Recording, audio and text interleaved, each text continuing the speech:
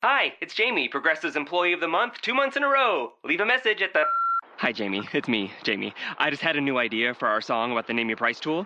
So when it's like, tell us what you want to pay, hey, hey, hey, and the trombone goes, blah, blah, blah, and you say, we'll help you find coverage options to fit your budget. Then we just all do finger snaps while a choir goes, savings coming at ya, savings coming at ya. Yes? No? Maybe? Anyway, see you at practice tonight. I got new lyrics for the rap break. Progressive Casualty Insurance Company and Affiliates. Price and coverage match limited by state law. Blog Talk Radio.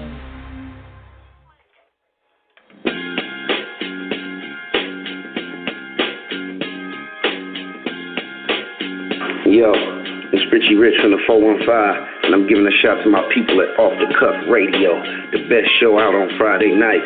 Keep knocking these busters' heads off, you feel me? Hey, yo, this Fleetwood from the Cotton Pickers, and right now, you're tuned in to Off the Cuff Radio, feel me?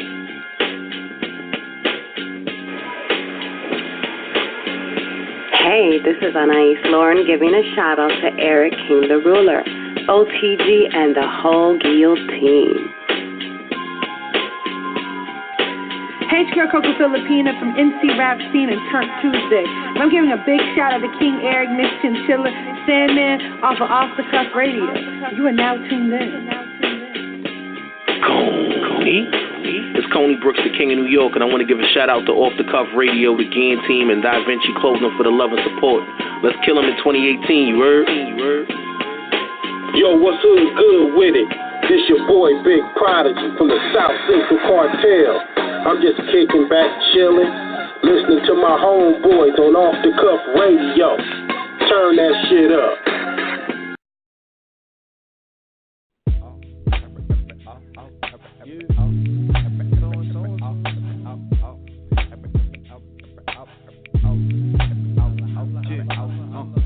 It's time to bring the underground back. It's time to bring the underground back. It's time to bring the underground back. It's time to bring the underground back. Well, how you finna do that? With the Off the Cuff Radio. Come and rock with us, this finna be your favorite show. It's undebatable, greatness that we cater to. All the fans listening and new artists breaking through. Cutting heads off in unison. Cause together we be moving things. Yeah, I mean, lighting up the sky to make you believe. We doing A1, let me introduce you to the Guilloteam. We got King, Eric, Illa, all the Sandman, Mrs. Chinchilla, and T-Max, bringing facts in the underground back. Realness on wax every line. Friday nights 9 to 6 Pacific time. Gotta make everybody bounce. And me only 7 counts. Going hard in our veins. We ain't never running out. Everybody head bounce. Guilloteam get the cloud. Off the Cuff Radio. We ain't never turning down. It's time to bring the underground back. It's time to bring the underground back. It's time to bring the underground back. It's time to bring the underground back.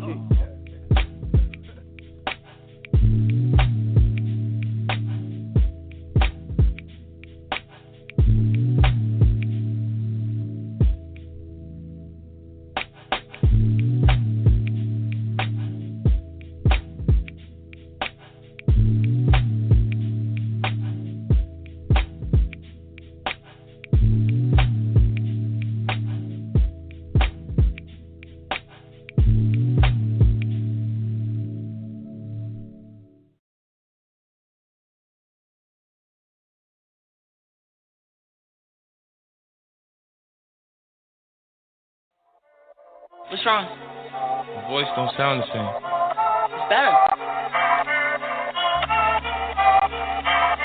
Got more pain in it. So what happened? Grew up, chasing money, I didn't know. The life I lived is more precious than Jews of gold. Don't get me wrong, splurge in any moment. Brush my teeth with success, excel my own employment. Run the math, do the knowledge, get the numbers. At least 4 days a week, we just party and slumber. Burning Chevy rubber on the advocate, 2 shits. These haters all around me, I point at it with my toothpick. It's sick rap game, yeah, exclusive. VIP on Sunset, Cali life, cruise shit. New shit, produce it, 7 days, 2 shifts. Now we budding groove kids, the last one like we do this.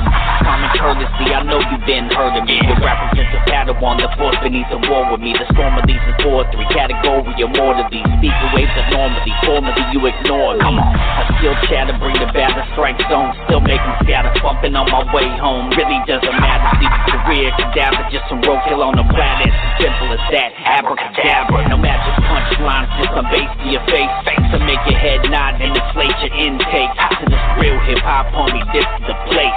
So come get an ear for this lyrical break. Come on. We got a lot of bad blood between us. This is not the time or the place to handle it. No, let's settle this now. Hey, man, you don't hear right, do you? Yeah.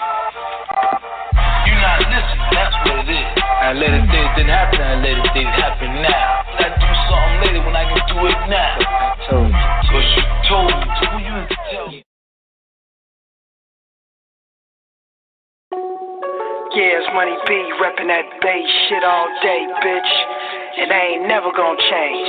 It's just the way of the world with your bitch ass. No, the world don't change for shit. Hell nah. All the money get made off pussy little bitch. All the homies in the cage for pushing them bricks. Just so they could pull up in the six. Get whipped you never seen. Look at me. My life, my love, my dream. My dream. My pain, my struggle, my scream. You gon' end up on the war with the theme. Now what the fuck is all this bullshit? One hitter quitters, longevity is key. Pay attention, little nigga. We can fuck a lot of bitches. Drink up all the liquor. Why you flossing for them hoes? You put up any chippers? Hell nah, homie, damn it's sad. Yeah, I knew it. Seemed through you like a sandwich bag. Fuck what you gon' do? Come on, what you wanna do? Got a place, we can run it. Hut 1, hut 2. Is you rockin' with the team player? Make your mind up. Wanna smoke? We can choke on this potent combo. Strawberry kiss you back, put it on your shopping list. Shopping hoes, poppin' shit, that's when I stop a bitch. I ain't for the game till you found the wrong guy. Hanging that deep weave and your little pussy out to dry. Niggas do it for the gram, I'm just playing for the back. Close like a shot of dope, yeah, the best you ever had. No, the world don't change for shit. Hell nah. All the money get made off pussy little bitch. All the homies in the cage for pushing them bricks. Just so they could pull up in the six. Get whipped you never seen. Look at me. My life, my love, my dream. My dream. My pain, my struggle, my scream. You gon' end up on the war with the theme.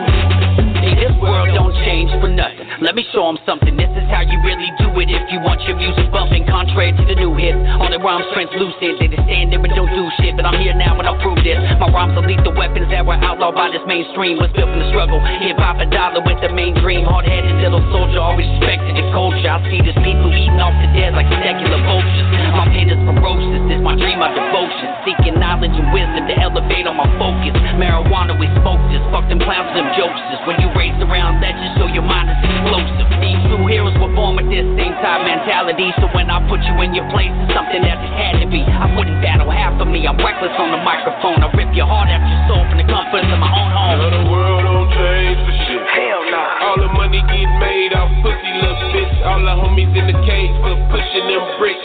Just so they could pull up in the six. Get whipped you never seen. Look at me. My life, my love, my dream. My dream. My pain, my struggle, my scream. You gon' end up on the war with the theme. Have you ever blacked out upon the page? Woke up in the day so amazed with the ink mission made. Knowing something probably rocking in your brain. Still their presence kinda strange. If that big go away, probably never ever work again. Talking loud, they like to frown, dumb it down, switch the style. Poor child wouldn't listen anyway.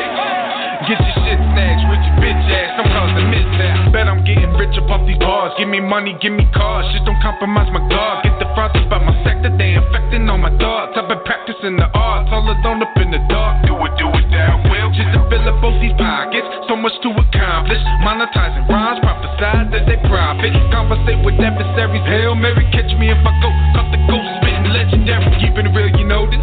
Smoking to keep my focus, I approach this with the dopest shit. Evoke some shit when I wrote this shit. Explosive, devoted, kicking and rhyming. Impeccable time and I'm honest, bonded, vomit. Speaking of monic, honest, conquer your conglomerate. The twist and slip up. Conjure consciousness is obvious, it's not for novices. Don't pawn your bishop, it gets heavy, I'm ready. Don't ever question my intentions for the fetty. On my click, we about to touch a grip. No, the world don't change for shit. Hell nah. All the money get made off pussy little bitch. All the homies in the cage for pushing them bricks. Just so they could pull up in the six. Get whipped you never seen. Look at me. My life, my love, my dream. My dream. My pain, my struggle, my scream. You gon' end up on the war came. Wrist game, got fish scale in the kitchen, and I wrist jail just to obtain this chain, plus the flyer shit that I can't currently buy. Bitch and my hoes love to go shopping and buy shit, and I can't lie, I love it when the ladies is fly. See, the deal is no deal, but the lives is real. So when Killer P kills, the survivor's real. I heard a lot of niggas squeal just cause they ain't real. Try to break a bitch, but you fell in love so sick. Heard a lot of niggas chasing money, but money can't save these villains who oppose Wayne G. Cause I'm a combo, the nigga that nobody ever come for. The aspect of my life that's movie like it's really graphic. And I would like to talk about some shit, but I'm in traffic. Hello, who we talking to? I don't know. It's kinda hard, but you could probably label him a retard. Cause he believe he can move mountains like he God. And he believe he can leave the earth like literally scribbling hieroglyphic words on the photograph. When the message not understood, some people laugh like funny, haha, but they really funny gay. I'm chasing moolah, and they really wanna play. As the ghost of Machiavelli visit me like every day. No, the world don't change for shit. Hell nah. All the money get made off pussy, little bitch. All the homies in the cage for pushing them bricks, just so they could pull up in the six. Kiss with you never seen. Look at me. My life, my love, my dream. My pain, my struggle, my scream. You gon' end up on the war with the fiend.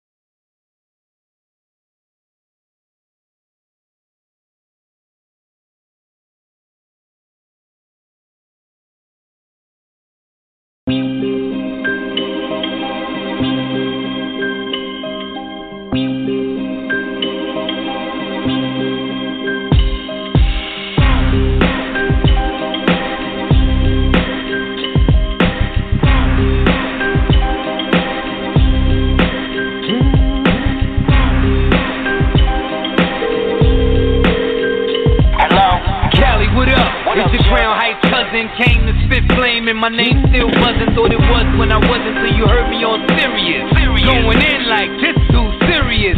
Nothing to play with, done with the kid shit. Everybody know you lying, you ain't did shit. Real recognize real all day. Prime time, I be in the field all day. Punching that clock, overtime shifting. Punchline hitting it'll blow your mind drifting. I'm slick with the slang, got sauce. They all scared cause they know my gang got force. And that's something to be reckoned with. The big homie said it first, I seconded. Rappers wanna front, they die. Put wings on their backs, send them straight to the sky. Rappers wanna front, they die. Put wings on their backs, send them straight to the sky. I took it and made it hustle music. Showed them all how to use it. From the end when he ruling Houston. And his brain ain't nothing we used to. Double edged is sported when it clean through. Geeky, ain't that what fiends do? They pay me for speaking and being seen to. Fuck with the homies who drink that lean. Ooh. But this ain't something that you gon' lean to. Boom, back over a mean group. Focus on someone that'll redeem you. You know exactly who I mean, do. Go on speaking to man, it's just me and you. And I ain't talking to myself. I introduce boys to real wealth. God bless. Racing with angels that can't catch them all to teach you all the real last lesson. Big Mike on down for the struggle, Kool-Aid, Robert Long. We get taking it easy while I'm tired of phone. Love $1 at my brother Tony. At the whiskey shop and you know we own it. Though it been a minute, they still want it. With a few scratches and dings on it. Fucking right, and I throw the swingers on it. Just to get your attention and turn the phone. So draw a line in the sand, tell these rappers put their foot over. Knock you out your frame, you probably wish you'd like to do over. We real soldiers from Houston to Crown Heights. If I was in the building, we extraordinary every night. Too hot to touch a third degree infirmary. You rap some perjury, you heard of me, but rapping in the RIP. But see, it's no conspiracy. How the flows be kinda blessing me. It's like I'm out of body when I'm flexing G. A dope melody is all I ever really needed. Slick with the pain of a spinal tap on you mentally. So now you gon' remember me, pretend to be a friend of me. Stay paid like a Kennedy, everlasting, there's no end to me. These rappers don't want it, thought I told them before. I guess they never really learned the reality of war. Real rugged rhyme clever for your listening pleasure. For the love of hip-hop like DLC, there's no better.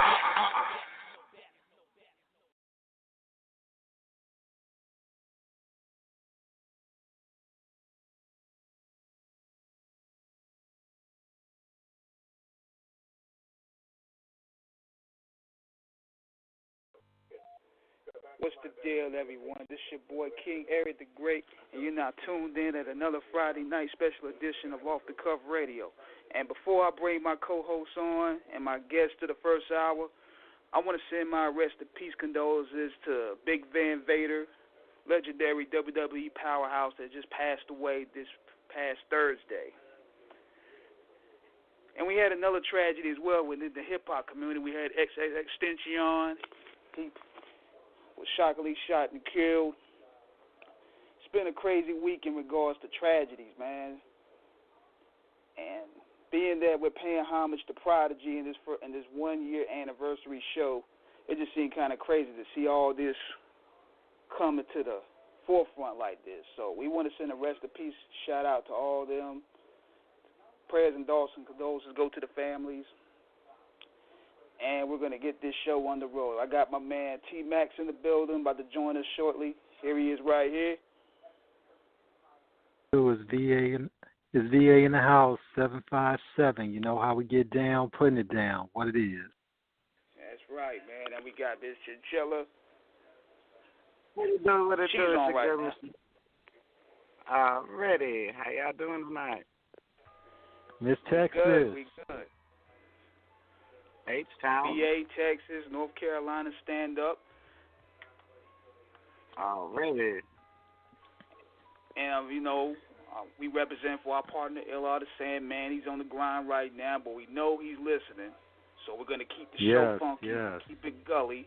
We're going to keep it official for you, man. Already. So we got a shout out to the Bronx. You know what I'm saying? We got a shout out to Kansas. You know what I'm saying? He everywhere. Shout out to all y'all, goddamn. And we're going to bring on our first guest of the night. This cat here has been making a lot of noise through the underground scene and through the music scene in general. Been doing this podcasting thing for a minute. Got a lot of heavyweights putting under his wave and co-signing his wave. A very good friend of mine, dedicated hip-hop head. We got my man Diar Lansky right here. Let me bring him on. Yo, what's going on, my people? What's going on, man? Diar? What it do? Now we got to give you that respect, man, because, we feel like you a pioneer. You put it down with the guards. So, round of applause. Man, yeah. Man, I appreciate it. It's good to see everybody happy. You know what I mean? Appreciation. One thing with this beautiful digital era that we in right now, you know what I'm saying, that allows us to do stuff like this, it's a double-edged sword too. So all of us, we have to stay busy because people can run circles around us from their bedroom nowadays, you know what I mean, music-wise. So, like yourself, I'm just trying to stay consistent. Yeah, Definitely. It's always a rat race going on with the radio game. Like, every day is changing. Just like I read in the news this morning that Instagram is starting a new, MTV-type channel, like ITV. And it has, the MTV logo with the IG logo mixed together. So I'm seeing what kind of interesting output that's going to be in. It'll be interesting.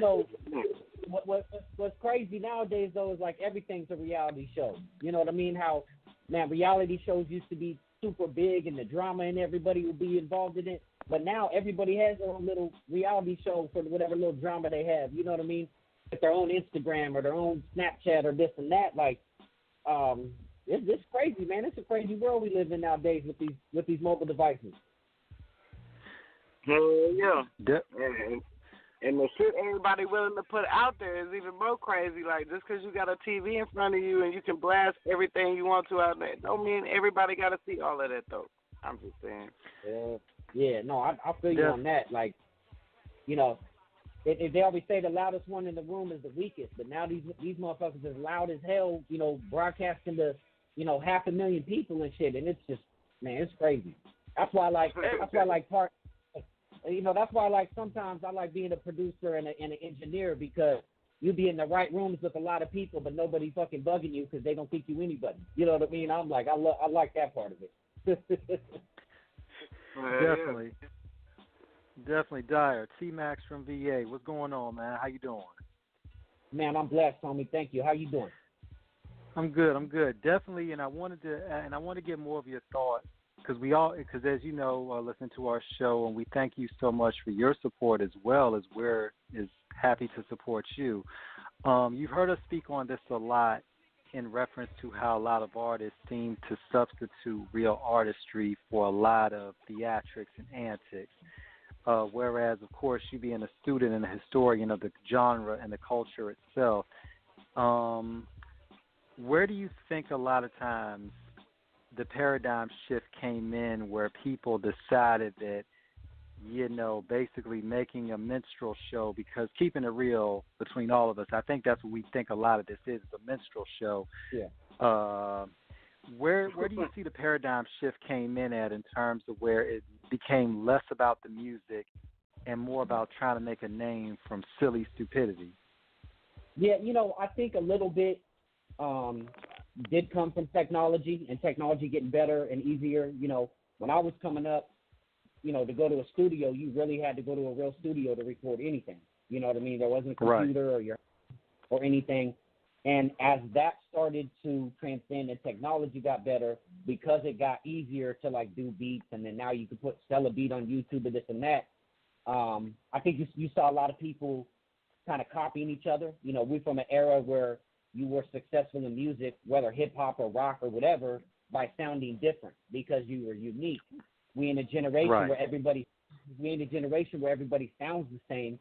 So the music doesn't stand out anymore. You have to stand out beyond, beyond the music. Yeah, sure you do music, but we want you to be famous for the stupid shit that you did because your latest single sounded like the last 6 you did and the last 5 of your homies that in the video with you and shit like that. So the music doesn't stand out anymore. It's their actions that do. Before, people stood out with their music. There's always been scandals in all sorts of, all the genres of music. You know what I mean? But your music sets you apart, and it was he acts dumb, when he's not doing music. But there's no way to tell these dudes apart besides their antics. And the sad part is, too, right. And the sad part is that you have guys that will consider J. Cole and Kendrick Lamar boring. But yet these guys are making very impactful music, but just because they don't do all the antics and use all the gimmicks, they be considered boring. Yeah. Well, but one thing is no matter what, not everyone's gonna like your music. I appreciate J. Cole as an artist, listen to his albums, but I don't bump J. Cole.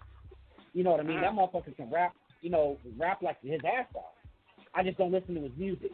But back then, growing up, I'm telling you, you would buy a wax CD knowing it's going to be whack, but at least you could talk about, this is why I don't like it. You know what I mean? And that's what you did. You never knew when you bought a CD or a tape, what songs you weren't going to like and what songs you weren't, and plus people are just lazy now, homie. If it takes more than one click to access your music, they're not going to do it. They're going to keep scrolling down. So, again, what's going to make them stop is they see you showing your ass and doing something stupid that they can laugh at. Now, definitely. Go ahead, T-Max. Now definitely, and I think a lot of times too, because society, we've always had an infatuation with everything from the outlaw to the tabloids. Anything that flies in the face of polite society in terms of actually having some type of stability, civility, or common sense, not necessarily in that order, it's always easier to make a story out of the sensationalized, actions. We look at, unfortunately, with what happened this week with Triple Extension, when I actually did some reading, one of my very good friends actually, knew him from when he was a kid.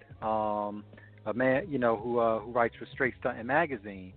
And he told me about all the stuff, dude that went through growing up. And unfortunately, I think, and I'm saying all that to say that when you see an artist like him who ascended to a certain place but kind of got caught up in the own levels of, excess, do you think a lot of times some artists are not necessarily prepared for what comes with that celebrity because they still have certain issues that they have not worked out before they've gotten to that? And and it's kind of a dual-pronged question. Do you think a lot of artists are prepared for the celebrity that they get, and are they really understanding the culture for what it is supposed to represent and not what they've kind of morphed it into with the madness? Well, I think one thing on the second part of that question, they made their type of music or their type of vibe to fit this generation themselves. Whereas when we grew up and people that I knew come up doing music, there was something called artist development before you even known that kind of prepare you, not only monetarily, to learn what you're going to do with your money, but, a microphone etiquette in the studio. You go from, especially back then, rapping on a street corner to a $25,000 microphone. Motherfuckers don't know how to do that. But everybody puts themselves on right now. You know what I'm saying? Like they're like Instagram famous because they're Instagram famous. Just the music part is kind of the catch to it. You know what I'm saying? So to answer your question though, they're not prepared at all for any of that. This dude was 20 years old.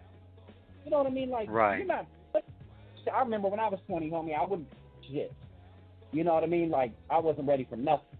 But it's sad though because besides their homies that they sitting with, there's no OGs like there used to be to be like, look, homie, it's not always gonna be like this, or this and this and that, or you know what I mean? And true. Because they're all preach. Everybody's looking at each other now. You know what I mean? Like even when they get together, they're looking at each other through their phone. And shit like that. So nobody's really like, hey, homie, this might not be a good idea. And at 20, you got with anyway. I mean, you were fucking, you were a teenager, homie, pretty much. You know what I'm saying? So, but nobody knows what it's like. Like, let's, pick someone like Kanye, who is older now. The dude can't, regardless of what he's talking about, shit like that, the dude can't walk to the store or walk into a Subway and get a sandwich without being completely heckled, harassed, loved. You know what I mean? Like, he can't go anywhere and just get away. He has to go somewhere where he pays a grip of money so no one can bother him. You know what I mean? And I think a lot of these rappers wouldn't like that type of life when they really thought about it. Sure, the money's good, but you can't even walk outside without a bodyguard. I mean, that shit's real. For real. And that's truth right there. They're not ready. They weren't ready. He wasn't ready. And, rest in peace to that dude. Honestly, I really did not know a lot about him. I hadn't heard his music. Not because of the not because of the new generation and it's this or that. I just never listened to his music, and I kind of caught a few headlines, but I didn't know much about him when he passed. But I just know 20 years old, get shot to death is not, is not the business. I can tell you that. For real. Hey, I have a question. Going back to when you were talking about everyone sounding alike and that's why they have to stand out. And so, and you even mentioned it earlier too that, before it was never like that. Everybody wanted to be unique. So at this point, it's pretty much that everybody's trying to be the same and sound the same. That's what they're going for.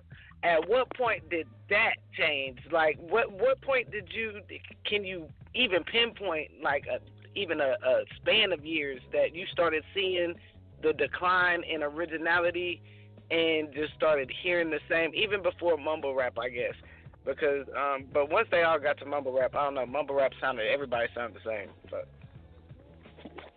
I mean, I think you got to look at the producers a little bit. A producer's job, especially if he's not a rapper, is to make money. You know what I mean? He's not going to be off dancing in the videos and all this shit. You know what I'm saying? So once a generation starts to hear something, producers and DJs are gonna jump on that. Oh, this is what people want to hear right now. And so the producers start making beats that sound the same and start getting a little cadence. I mean, you look going into the 2000s, the end of the 90s and 98, we had some hard-ass hip-hop records. Going into 2000s, you're starting to see like Chingy's, Nelly's, and stuff start to switch a little bit. They had good music. I'm not saying like that. Then you started to see a lot of producers making those types of beats and getting the single through that. And I mean, it's been changing, but you got to understand too, hip hop spread through the world like wildfire. So now it's not just the underground people that are listening to hip hop like it used to be. So now, you got to feed a whole different audience, almost a pop type of audience, to hit the Billboard charts. Think about some of these singles that are out right now that are also billboarding on the pop charts too, but it's a rap song. You know what I mean? So there's a whole dynamic there of, this is what's making money. I'm gonna make a beat that sounds like this, and a rapper that wants to sound like this is gonna buy it and put it out. But I will say this: everything comes in cycles. So people that listen to me now are gonna get tired of hearing this and want to hear something new, and then you'll start to see it shift again. So music always gonna evolve, always. Yeah. You see, and being that you see a lot of these releases in June, like Push T, from Nas, Royce the 5'9", all these guys is coming out, brilliant albums. Do you see that shift already taking place? I think so. Look, I give Royce the 5'9" a lot of credit on that Book of Ryan album. He talked about things. Yeah. He talked about things that are really hard to talk about, even to like your family. And he put it out there for everybody to hear. You know what I'm saying? And it told a whole story, which is missing from the music. Look, it's cool to have party songs. Like, and first off, by any means, and I'm not telling people what type of music they should be doing. It's their fucking music. You know what I mean? Like, do what makes you happy. But, even a dope hip-hop record or like, boom bap album is going to have kind of a party song on it, or a song for the ladies or something like that, So, it is what it is. But when you start telling stories again and people can relate without, being high or drunk and shit like that, like you be like, damn, that happened to me, or damn, that happened to my homie. Like, it's just real right here. Roy, man, I bet you he touched a lot more hearts with that album than he was even expecting to. Because I know it was a release for him. But, when you really talk about stories again, you're doing something. You're moving people. You're moving the intellect. You're moving their way of life, not just, making them dance for 3 minutes. You know what I'm saying? And that's when we'll start to see it. So, to answer your question, yes, a little bit. Now, look, here's the thing, too. These artists, no matter who they are still going to have antics. Look at, like, Jim Morrison from The Doors. These dudes are crazy musicians, traveling all over the world. They couldn't take that dude out in public for shit. He was fucking up something somehow everywhere. Oh, yeah. You know what I mean? So, it is, we got to think it is part of the lifestyle. You know what I mean? Like, it's just, you see everything now because everyone has a phone in their hand to record it. So none of that shit's going to go away. We just need to get the music to have a little bit of substance again. Yeah, the gimmick always existed. We could even go back to when ODB was going out there picking up food stamps from the limo and yeah, man. Absolutely. But absolutely. Go ahead. No, please. Finish your thought. Go ahead. I still got it. Go ahead. I was going to say, he brought up Old Dirty Bastard. Like, I think if Old Dirty Bastard dropped Shimmy Shimmy Ya in 2018, no one would listen to him. You know what I mean? Because it's like so different that it's like that's not what's in right now, if you will. Like, any of them old school, like, crazy stuff back in the day, even like MC Shan or, old KRS-One, someone would hear that today and be like, that beat's awful. I can make a better beat on my phone, and I don't even make beats. But, that was the technology that was, allowed back then, or what they had. So that's why I know just everything does have its time and place, and it's supposed to be there for a reason, whether it comes back or not. Because, again, listen to someone like Old Dirty Bastard, today these kids would be like, who is this fucking old ass, weird ass looking man, doing this thing on here? So, I guess different time, different place. But definitely, like you said, though, Diar, it's a situation where when you look at the aesthetic of where hip-hop was going back 25 years ago, like you referred to Old Dirty from when the Wu-Tang Clan came out with 36 Chambers, it introduced a whole new level of rugged hip-hop that where the streets back in the day, you know, it was still rugged, the boom bap was still in effect. You know, and it was just a different time. You know, we dressed different, the attitude was different. You know, and it was unorthodox, but we were embracing artists back in the day. You know, when you look at other artists during that time that may have not got as much recognition, but was still dope. You know, like YZ when he did Return of the Holy One. You know, when we had Compton's Righteous and Winter AIDS Attacks, which is still one of the realest songs that a lot of people have not heard. And those are just a couple of examples, you know, like with CBE, Get the Point. You know, I mean, there was just a rugged style. But now, as you said earlier, there has become a duck walk and a receding hairline of imitation and not innovation of creation. You know, and everybody sees that bag in terms of what they feel is going to play to the market, but it's the antithesis of what hip-hop was actually founded under, which was a voice that was not meant to conform or be imitated. You know, and definitely what I want to speak on what you said about a lot of artists. Back in the day, you had artist development. When we had Richie Rich, you know, on, and shout out to Oakland, shout out to the Bay, Richie Rich told us about how back in the day you wasn't even getting in the studio in terms of really recording until the OGs heard your shit and was like, guess what? Okay, you ready, youngin', you know, let's get you in. You know, and now, also, because of what you said about go ahead. Yeah, no. Shout out to Richie Rich, too. That's my boy, man. And I've had this conversation with him and other people. It was too much of a process to record somebody back then. To even if you had drug money, whatever, like, if you're not really trying to rap and sound good, the engineer wasn't wasting his time. It was too hard to get it done. You know what I mean? And I don't care how much money you have. We actually have to do this. You know what I mean? So, I was agreeing with exactly what you were saying. Yeah, you wasn't getting in that studio unless you was ready, for sure.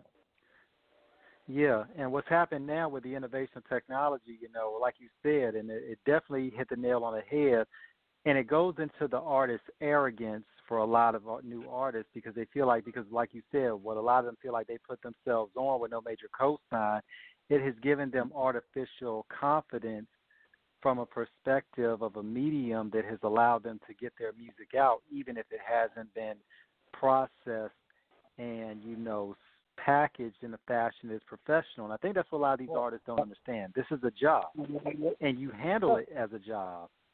Well, I think another change, though, is hip-hop coming up, you know, coming from the ghettos, is like, man, I don't want to have to rob people tonight. I don't want to have to sell these drugs. Like, I'm trying to get out of this fucking ghetto. I'm tired of running from police. Like, I need this music shit to really work out. You know what I mean? Like, I really got to try to talk about what the fuck I'm going through. It was an urgency. Yeah, it was like I have to do this, otherwise I'm dead or in jail. And I'm a voice to these people. These youngsters need better. They need to hear better, this and that. To now, where people are rapping from all over the world, good neighborhoods, rich neighborhoods, and they use them because they rap to go to the ghetto. And the thing that's missing with that is there's still real situations in the ghetto that these people don't understand. There's still real shooters. There's still real people that don't rap and are still stuck on what people that rap and are getting out of. You know what I mean? And they don't understand that. Definitely. And that's real. Now, definitely, and you made such a great point on all of that. It was so profoundly insightful. Definitely in terms of your love, your obvious passion for it, tell our audience about, from your beginnings about the song that influenced you and how it molded you to become the man, the artist, the positive representation of the culture that you are today. Take us back through your, sojourn in terms of where you found yourself and, and coming into the culture. Yeah. Well, you know, I grew up with a very musical family. My aunts, uncles, my dad, cousins, all that. We all grew up playing like Prohibition style boogie woogie and blues on the piano. You know, my uncles played harmonica, and you know, it was just, you know, a huge musical family as far as you know, like I said, old Prohibition style boogie woogie piano. So I started playing the drums and piano as a kid, but always like, you know, when I first heard, I mean, there was hip hop all around the neighborhood I grew up in, but I think what really changed my life, besides like the NWA and stuff like that, you know, when I heard Ice-T 6 in the morning, you know, I was just like, man, that, you know what I mean? That shit changed my life. You know, the Beastie Boys, you know, that, I mean, that was, especially being a white dude, you know, and I was raised in a black neighborhood. It was like, oh, okay, like the East Coast fucking with white boys. Okay, cool, let's go. You know what I mean? And that was, you know, early 80s and shit like that. And, you know, and again, like NWA, Brother Law, shout out to my dude Big Hutch. You know what I mean? Yes. Black Superman, yes. Yeah, so, I mean, you know, I'm originally from East Riverside, and, you know, they were from Pomona, him and Cocaine and everybody, which isn't too far away from, you know, where we were. So Above the Law to us was like a hometown player. You know what I'm saying? Like, it was like, yeah. But, you know, come on, man, that Ruthless Camp with Hutch, you know, and Living Like Hustlers is an absolute classic album. You know, shit like that really changed my life. DOC, no one could do it better. That shit changed my life. But when I really was like, damn, I'm going to really start rapping, because I would be in circles with my cousins and, you know, would get stuck freestyling and, you know, didn't really know if I wanted to do it. When I first started listening to the Boot Camp clips, you know, Smith & Wesson and OGC and Helter Skelter and Black Moon, obviously, you know, when I first heard that, I was like, damn, you know, that's how you rap. And no, nothing against Wu-Tang. I was a big Wu-Tang fan, but I've always had you know, Boot Camp's like my favorite shit ever, all of them. So the Representatives, Sky Zoo, even the new one, I'm a huge Duck Down fan, and that really lyrically changed me to start just everywhere I went. I would just start battling people, parties, you know, backyards, street corners, venues. You know, I'm not 15, 16 years old, sneaking in back doors of these clubs to battle people, and then, you know, have to leave as soon as I'm done and shit like that. So, you know, once I started to progress towards the East Coast and shit, I really, you know, started to form what I wanted to do and how I wanted to sound, and just kept going from there, really. Definitely. Now, in terms of cultivating your craft, you know, a lot of artists, you know, we always talk about this as well on the show, that a lot of artists feel like they should just be on the merits of hometown, but they don't understand that it is a process to actually, you know, get your hometown behind you. I remember in the Compton documentary a couple of years ago on A&E when they interviewed Game, and when Game said he had to sit down with Dre said, "Is your hood fucking with you?" And Game was like, "Yeah, my hood's fucking with me." And Dre was like, "Good," because he was like, "If your hood don't fuck with you, the world won't fuck with you." You know, but a lot of artists think that just because they're from somewhere, they're automatically entitled to support, but they don't understand that there is a process in terms of your music actually being a true representation of where you're from. And of course, you know, look, you took the name Diar Lansky, which is a play on Meyer Lansky, so we know you had to be serious in terms of the name that you lived up to with it. What is the process of an artist actually just, you know, honing their craft and the ups and downs, the sleepless days and nights, the tireless toils in the studio, and the persistent practice of the pen, you know, trying to get it strong, you know, to go long in it? Tell us about that process as an artist, what artist goes through. I'll say first off, to talk about the hometown. Your hometown is going to be your hardest sell. Okay, like if you wait for everybody in your hometown and where you're originally from to completely have your back to go, you're just going to stay in your hometown. And that's nothing against people that you know, you grew up with and stuff like that, but somewhat, you know, I'm not saying everybody, but there's going to be a lot of people that's like, yo, that should have been me. You feel me?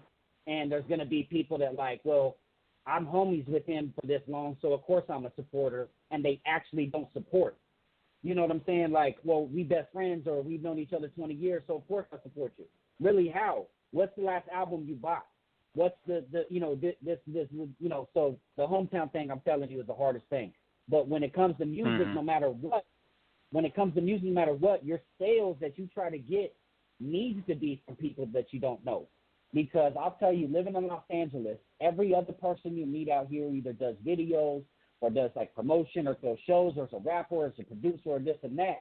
Everybody, so you never get to meet so you never get to meet a true fan because everybody's trying to mingle with each other to do something. When I started doing shows out of state and realized these people were showing up because they literally have a 9-to-5 job, they have a normal life, but they came to see this dude named Diar Lansky, and they only know you as an artist. They don't know your name's Whoopty-Whoop, and they didn't know you grew up at da-da-da-da. No, they know your music, and they're literally coming there to spend money on you. That's where it needs to be. And when you travel away from your home, you realize that. You be like, holy shit, this motherfucker that knows nothing about me, but he just said he loves them couple songs. He just bought this T-shirt and a CD. Like, boom, boom, boom. And that's where you start, especially without management. That's where you start. As far as getting there, my advice to anybody is just don't stop. If this is really what you want to do, man, I've been doing music for fucking like 20 years now. You know what I'm saying? I'm not a young little, I'm not a young buck anymore. I'm blessed and learned how to be an engineer. And a lot of the people that the circles I run in, has to do with me being an engineer and some of the people I met. So I have a flip side to that coin that if my music sales aren't where they go, I'll just go work in the studio with a bunch of people for a while. You know what I mean? And vice versa and shit like that. But you know what I mean? But not everybody like that. You just got to stay consistent because you never know. The right person hears your one of your songs and you get a placement somewhere and ends up on a Showtime show or a Netflix show or something. And people got to realize too, it's about a single. You know what I mean? And because you don't get signed for your whole fucking album until you had a single that did something. And that part of music hasn't changed. Look at everybody, Snoop and Dogtown and LL Cool J's and Public Enemies and all them. They blew up after a single. You know what I mean? And,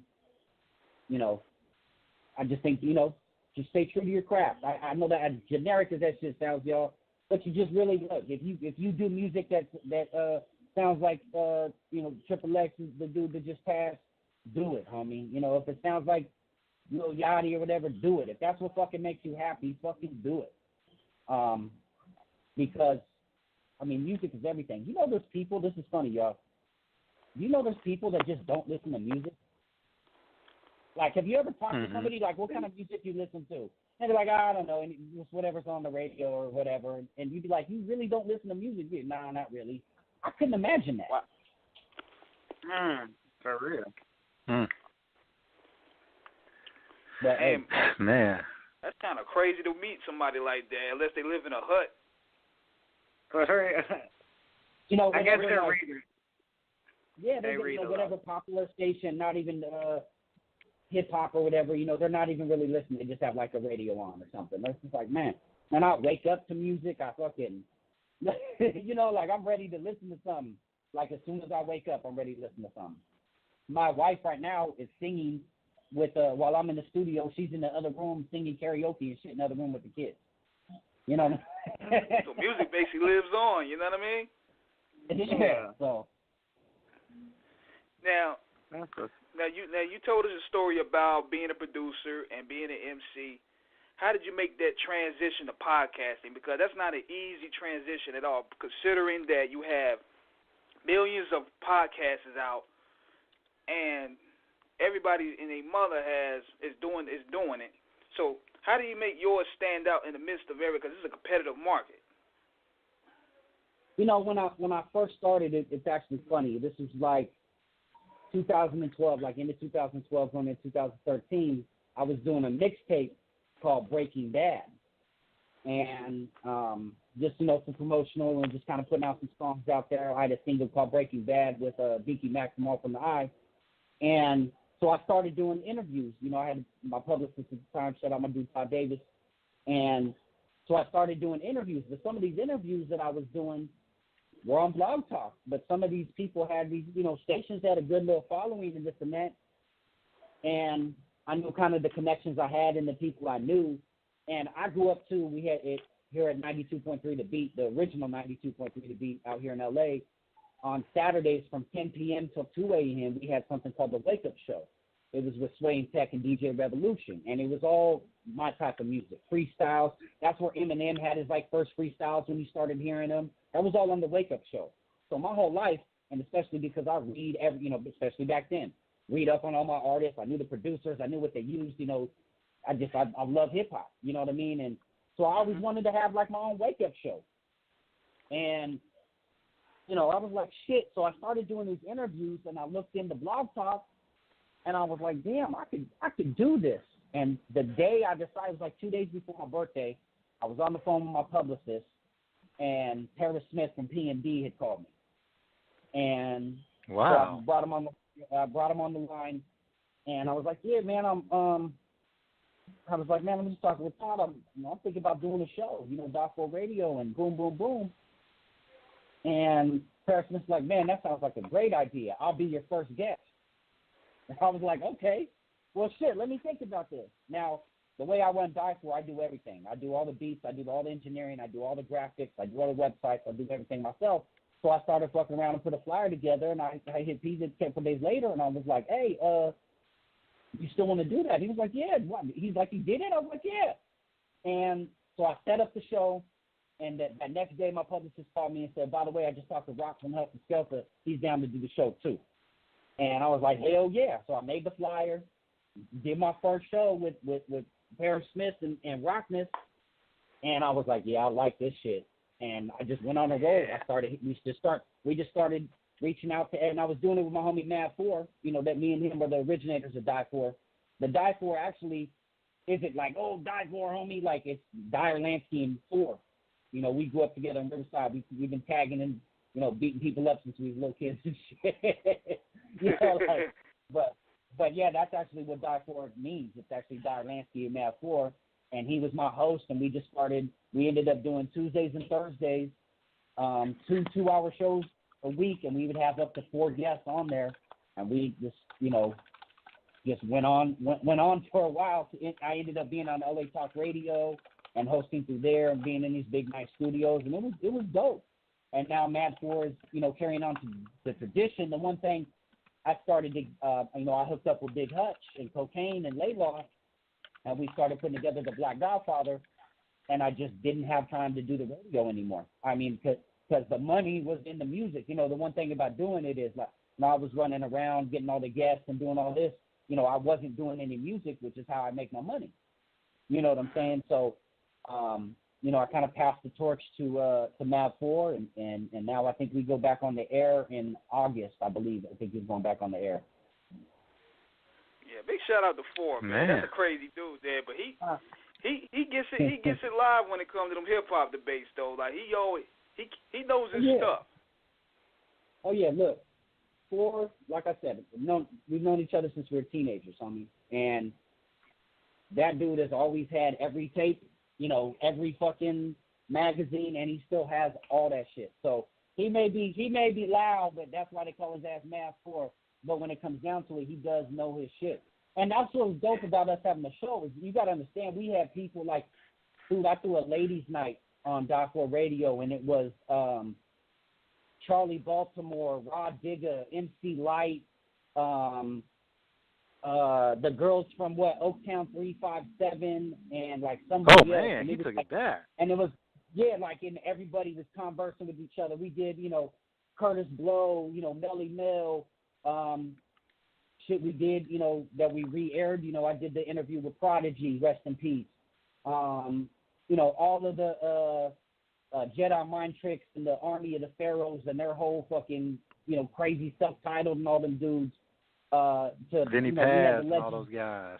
Yeah, we did, you know, Blowfly, which is really one of the first rappers that was really out there in the 70s. And I mean, what was dope is we interviewed the rappers that we wanted to to, know about. Like, we could have sent out, a bunch of new artists, but we had questions for the artists we grew up to. You know what I mean? And that's where our our lane was, because to the Licks. I see you guys just had Cash on. We had the Licks with Razkaz on. We did the Sons. Rest in peace.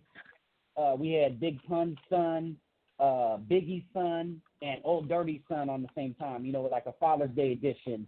And it was a blast, man. It was a blast for sure. That's what's up. Yeah, and these type of shows is needed to keep the culture alive, because I feel that there's a big monopoly going on within syndicate radio, and it's not really giving the underground, it's not giving the guys that put down the foundation their proper respect. So that's why I salute you guys and other shows, and including ourselves in what we do and keeping this thing alive. Yeah, I mean, there's always been, even in the days of Motown, there's a big man with a big red and green button, sitting upstairs in the desk somewhere that says yes or no to everything, no matter what. And it's always been like that. But again, from what you just brought up, there's so much out there right now that they can kind of put the green button to a lot of crap and not have to worry about it. You know what I mean? Because the people that think for themselves and treat it like a real business, like it's a job, you know what I mean? They ask too many questions. You know what I mean? They just want dumb people that, and show them kind of fake money and, fake this, and oh yeah, I'm good with that. Motherfuckers that think for themselves, are a liability. I'll tell you one thing, my Uncle Cocaine always says is, I'm not in the music business. I'm in the business of music. So we can talk business anytime you want. But, people that ask questions are a liability to some of these rich folks.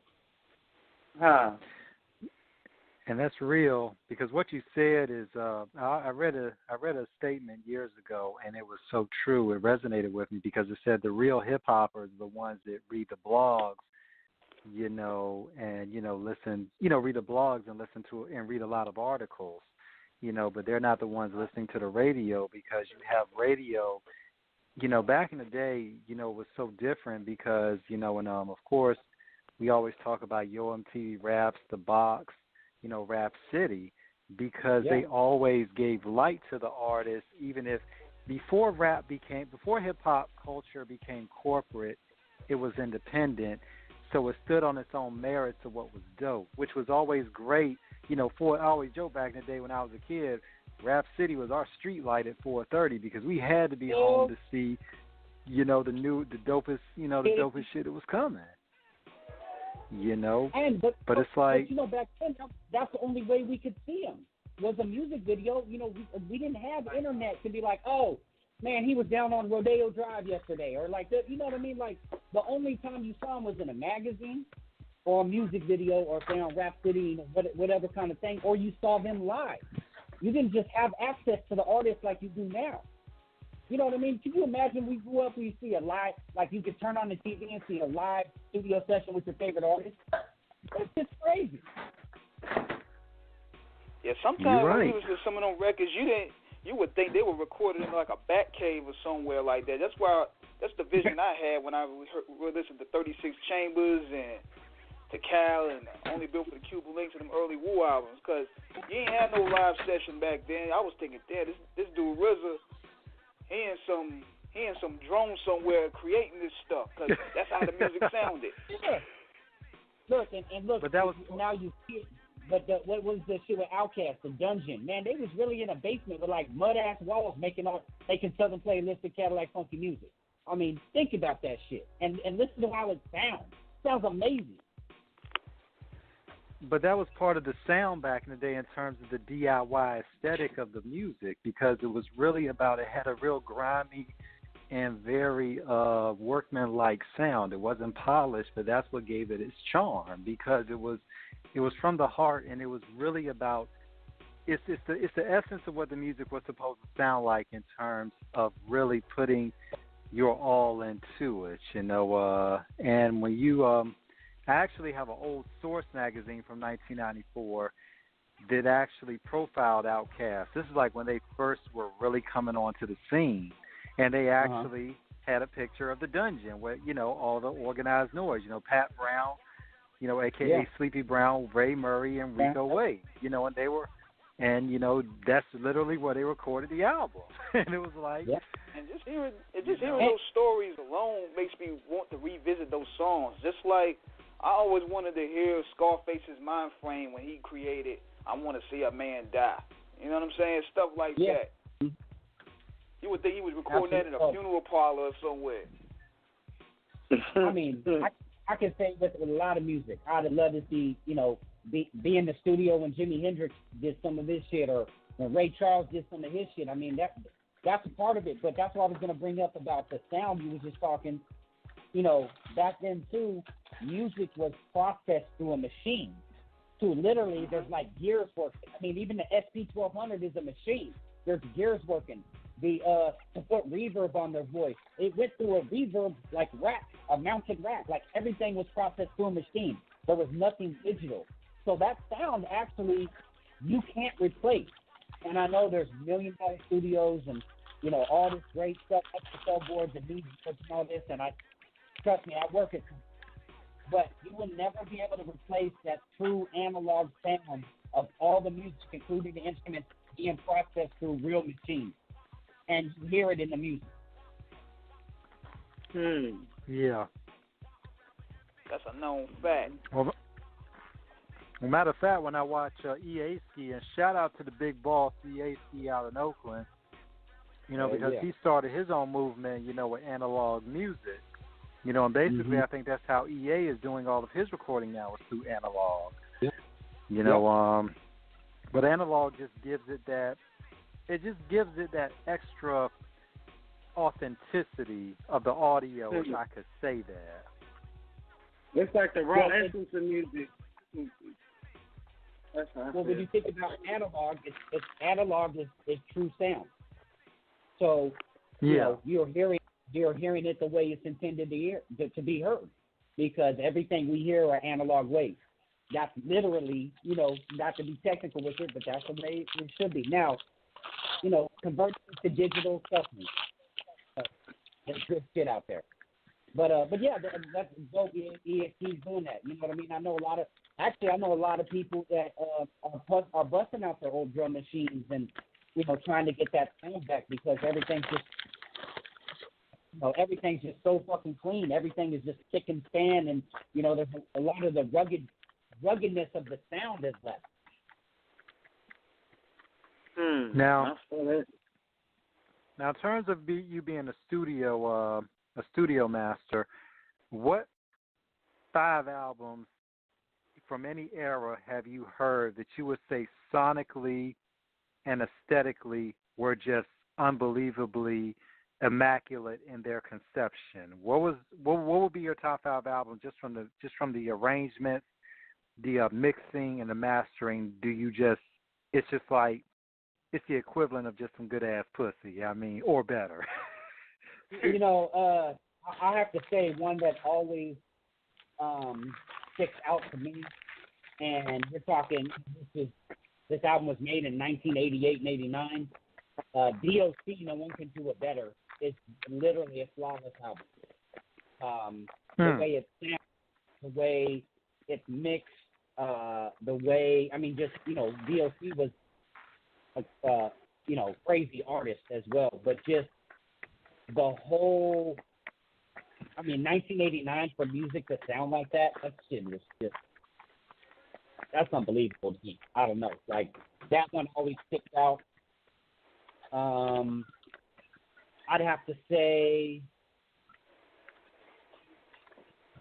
Pete Rock, CL Smooth, you know, Back on the Soul Brother? Yeah, I mean, just, you know, no, to me, nobody's really rapped like CL Smooth. You know, I mean, there's a reason, you know, they call him Smooth. His storytelling and his cadence and the way he performs his shit, and, of course, Pete Rock beats and just it was smooth, but with a ruggedness. You know what I mean? And, you know, that definitely sticks out. shit. You know, the Dr. Dre the Chronic, you know, sounds amazing. You know, but you know, these are a lot of, you know, old albums. Like, you know, for them to sound like that, you know, and the way music was and technology back then, it's like, you know, almost impossible. Yeah. Let's see. Above the law, living like hustlers. Slept on. Yeah, you know, I will say too, Black Moon's first album, pretty slept on. Into the Stage, 1993. Yeah, I mean because Boot Camp just had that whole sound that just was different from a lot of people. Shit, you know, I think Soul on Ice, Razzcast was a slept on album that just for what they were doing and had, you know, sonically, no one had seen a rapper kind of like Razzcast that sound like that, and you know, from the West Coast that is. Well, I tell you. Oh, go ahead. Oh, go ahead. Yeah, I'm just throwing some out there. You know what I mean? Yeah. When you listen to, and the thing is, and shout out to Razzcast representing Carson, aka C. Arson. When Soul on Ice was released in 1996, it was such a verbal barrage of unbelievable MCing. There was heavily criticized for the beats, but the thing is, people have to understand the beats were not the focus of the album. That album was released in 1996, and Raz said in an interview, which some people would say was pompous arrogance, but to me it was accurately correct. That album, he said, was probably the best written album in the past 25 years. And to listen to that album from that era, I mean, Soul on Ice is still, to me, one of the classic albums ever. I mean, Raz is in my top 5 of favorite MCs ever. Absolutely. I'll tell you, too, people forget about the actual history he made with that album, because if people really know it, okay, Soul on Ice, the single they actually dropped for the album was Soul on Ice, but it was the remix produced by Diamond D. Yes, by Diamond D, yes. So that was the first time a East Coast producer did something with a West Coast artist like that. That was the first time it had ever happened. So when people I never knew that. Yeah, that was the first time something like that had happened. An East Coast crew, you know, mixed and mingled with some shit like that. The only one that really had done shit like that back then would have been like was Ice Cube and the Bum Squad. Yeah, or, you know, and Public Enemy and shit like that. But as far as like, you know, Razzcast wasn't on an Ice Cube level or a I'm not saying lyrically, but I'm just saying at that time, you know, it was a liquid MC, like, and then, you know, Exhibit was a little youngster too and all that shit. And that was the first time like something like that happened. And of course that ended up being the single and video that they released for that album. That's not even on the album. You know, but I mean, you know, when I didn't mean to cut you off, T-Man, go ahead, but y'all was talking King. about Raz and Exhibit, and I got to go by the coldest quote that they did to me, and this what started exposing me to want to get beyond the scenes of the music business is the music business song they did like in '98. That beat is so fucking cold. The business of music. Yeah, the business of music. Yeah.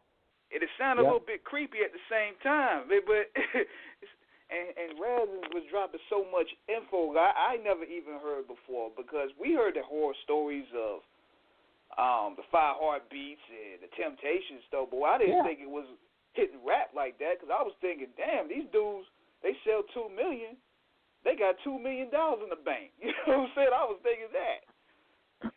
I remember, look, it gets crazy. What you were talking about earlier, are these people ready? I remember Gonzo telling me when they signed their deal with Cube with Caution, you know, he was only 16. And his mom was like, look, if you do this, you have to emancipate yourself, because right now you're a minor and I'm in charge of you, which means I have to sign this paperwork. I ain't signing shit. So I'll agree to it. You emancipate yourself. You just got to keep going to school, and then you sign your own paperwork as your own adult, because I ain't getting involved in that at all. Come on. For real. I feel that. Yeah, and it's funny. It's funny you mention that, Dyer, because we look at what happened with Lil Wayne recently with this situation with Cash Money, where he finally got off. And the fact is, Wayne had been signed to them since he was like 12, 13 years old. And he thought everything was lovely. His mother signed basically her parental custody over to Birdman. But when you do not. And I tell any artist, just in my modest academics, you have to read the paperwork, because if you don't, the paper is not going to work for you, and you're going to get jerked. And I mean, when you look at what happened. Go ahead. It goes back to what I said earlier. No, it goes back to what I said earlier about because his mom was like, "You mean you're not going to be on the corner, getting shot at and selling drugs and running from the police? Oh hell yeah! What, you going to make your money now by performing on stage in front of 100,000 people? Oh, hell yeah, I'm about to find that shit for sure. Because, again, even back then when Cash Money started and, No Limit, these dudes was really out there, in the shit. Like a lot of these rappers, So, shit, my mom probably would have done the same thing. Oh, you mean he's not going to be on the street corner? And he's going to be making, quadruple the fucking money he was out there selling drugs with? Oh, hell yeah, where do I find 3 times? You know what I mean? So, it's changed a lot, though. It's changed a lot. Motherfuckers try to sign you nowadays, and all they have paperwork for is, a distribution deal, and talk about they have a label. Homie, I have a distribution deal for TuneCore, and everybody else and their mama does. All they got to do is sign up for it. You know what I'm saying? But it's changed a lot. Well, it's funny because when Ras Kass went through his situation with Priority, and he talked about about what happened with, everybody, may know about, everybody knows the story about what happened, where him and Alchemist had a little bit of funk about what went on with the Home Sweet Home beat, that ended up, being for Jadakiss, where it was originally supposed to be for Ras, and they had a little bit of issue because, and Alchemist had nothing to do with that. That was the record label who basically, between Priority and Interscope, that worked out some deal where they sold the beat to Interscope, and that's how Jada got it. And of course, Ras Kass's Golden Child, that was from the 2001 Golden Child album from Ras, Van Gogh / Golden Child that never got released. Well, he said he was going to bring that album out this year. For real? I didn't know that. Yeah, that's what I reposted on Instagram months back. He said that he got the rights to it and he's going to release it this year. Yep. Oh, man. I did something about that. But, Priority really did Raz dirty. And honestly, if you go back in time and around that year, you're going to see right around when they, really gave it to Raz Kass, you start to see the decline of Priority. Some of my good friends all from the Eye, Squeak Roo and, Binky Mac were from Priority at the time. So was Helter Skelter and OGC, and stuff like that. And you started to see them cut a lot of people out that were kind of, big in the come up of Priority to make them, that kind of hip hop thing that could have been something. But you'll see Priority after that, kind of fizzle off. Yeah. I mean, people do Priority. Yeah. I mean, even though the movie was somewhat fiction, it was somewhat fact. Even in the scene with Straight Outta Compton, when they was at the funny style with Cube and his royalties and the advance money for death certificate, he came up there with ball bats and bashing up gold flags and what's funny, everything. He's like, look, y'all give me my money. So I know both sides of that family on Straight Outta Compton, right? So when I saw the movie, I saw Hutch that night, and I was like, so who was that? When they come in the escalator, they're like, Lench Mob, like Ruthless. That was Lench Mob and Above the Law scrapping. That's actually a real story, right? So on that, when they fight in the movie, they kind of coming down the escalator and they banging like, some people are saying Lench Mob and the other ones are saying Ruthless, and they like fighting there the escalator and shit. Yeah. That actually really happened, and that was Above the Law and Lench Mob. Because I talk to JD a lot, and Hutch is like my brother, homie. He was like, yeah, that shit really went down. I was like, are you stupid, homie? Yo, could you imagine? Could you imagine social media being around back then if they had caught that? This shit would have been viral all over right there. Especially when Cube was the man. Yeah. I mean, but it's funny. But it's funny. It's funny because I heard the story about what happened about the actual record label meeting, and I heard it wasn't really that gully. You may know better about that than I do, but I heard it really wasn't that gully. But I heard it was resolved when Q and the head of the record label, they were on a boat, and basically he asked Cube about what the problem was, and Cube was like, "It's the money," and the guy said, "Well, then it's no problem," which I assumed that the money was taken care of. Yeah. I don't.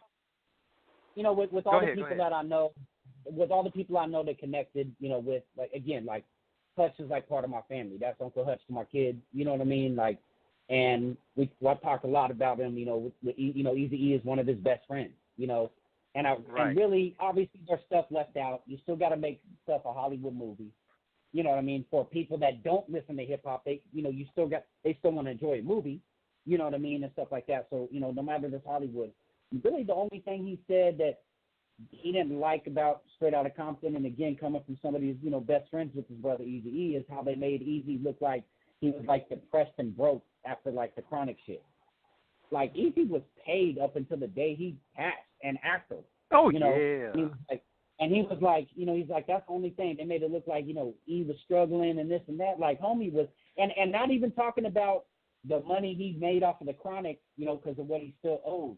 Just in general, like, he was still paid. And like Hutch said, Eazy was paid before NWA. He was in the street. Yeah, he was a real hustler.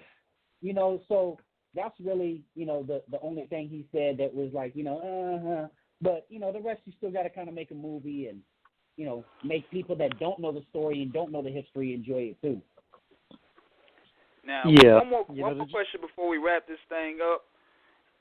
Out of all the guests you had, man, what was the best guest that you had the pleasure of talking to and that, like, brought great energy to the show, and you were like, damn, I want to have this dude time and time again? There's, like, two that really stick out, and I had so many dope-ass shows, bro, like, it's crazy. Like, the one I really liked happens to be with Hutch, but it was Chuck D and Big Hutch. And that was just a great episode, great conversation with Chuck D. But one of the dopest conversations I've had with, like, anybody was with A+ Social Mischief. Shout out to Northern California. Shout out to Oakland. Yeah. Hieroglyphics. Yeah, and it was really dope, and I think that was the day out of nowhere because he had shared it to his Twitter. Casual had called up, and this is at the time Casual was beefing with M, and he said M took Rap God from him, like he's the original Rap God or something. So we premiered this Eminem disc that he had on this like Santa Claus EP or some shit. But the conversation with A+ was like it was real dope. And then the other one that stick out obviously is gonna be Prodigy. Rest in peace. Yeah. And, yeah. So and yeah. You pay homage to Homeboy too, man. When you named your latest tape, the Murder music tape. Yeah, definitely. I got a track where I actually give a big salute to him. Murder music. I think one of the best Prodigy verses ever, and there's thousands of them, so I'm not just trying to say it. But on the actual single, Hell on Earth, when they dropped the single, it didn't have the third verse, but on the album, Prodigy has the third verse on Hell on Earth that just, resonates with me to today. So, Mobb Deep is huge influence in my music, for sure. Everything Queensbridge. I got a track with Tragedy Gaddafi, I'm about to release. Actually, I got a few of them. I also got a track with Mike DeLorean from Bars and Hooks and Ali Vegas that I still got to. Yeah. So yeah, I still got a lot. Shout out to Queensbridge and all my people out there.